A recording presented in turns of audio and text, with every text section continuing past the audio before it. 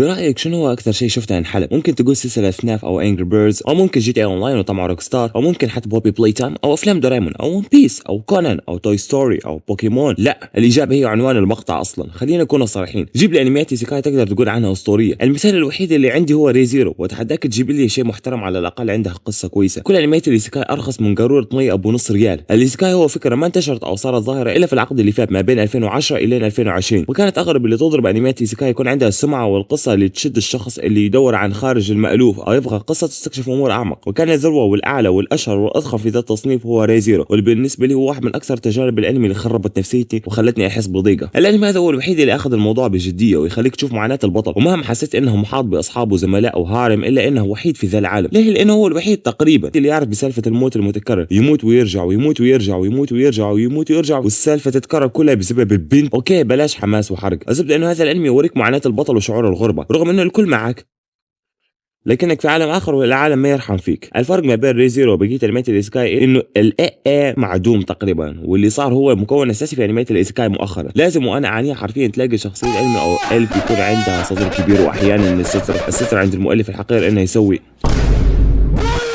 مصطلح تعفن الدماغ مو محتكر بس على السلوب المقرف حق تونج تونج تونج سحور او قرايبه، بل هو اي شيء كذا يكون سريع ويعطيك دوبامين ويستهلكه بكميات كبيره، وانها يكون خفيف. كيف اوصفه؟ تافه بشكل غبي لابعد حد، ومن كثر ما هو تافه يصير مضر. والشيء هذا بالحرف ينطبق على اغلب انميات الايسكاي، لانه مو ناقصني الحمار اللي راح يكتب الاقيك بس متابع رخيص منها. الشيء اللي خلى هذا النوع من الانميات منتشر هو الجمهور نفسه. تلاقي الواحد حياته تعبانه او عليه ضغوط او عندها مشاكل او مصاعب او انه يعاني من مشاكل، فيجيه الاستوديو الياباني ومن هناك ويقول له شايف انه حياتك صعبه وانك نكره وحقير وكلب وملكش لازمه في الحياه؟ طب خد معانا البطل اللي تجيه شحنه تشان وتوديه لعالم بحيث انه يصير ثلاجه وتجيه واحده صاروخ، طبعا على راي الكاتب، وتعامله وكانه انسان طبيعي. ولو تسالني عن المنطق فاحنا تعاملنا معه بحيث اننا مسكناه ووديناه اكبر مشكله عندي هي استهلاك العرب لذا المحتوى. وانا ما اقول انه النوع اللي يروح ويتابع الانمي ويعيش دور البطل في 23 دقيقه ونص و10 ثواني عشان الحلقه الجايه. انا اتكلم عن اللي يروح ويتابع ملخص كامل في كم دقيقه في اليوتيوب. والمصيبه انه صاحب المقطع مخلي الثمنيل كله يعني جنسي فقط، وهو اصلا مستقبل انه يكون كذا. نيون نيجا تراك مزودها ولا مو شايف؟ المصيبه الاكبر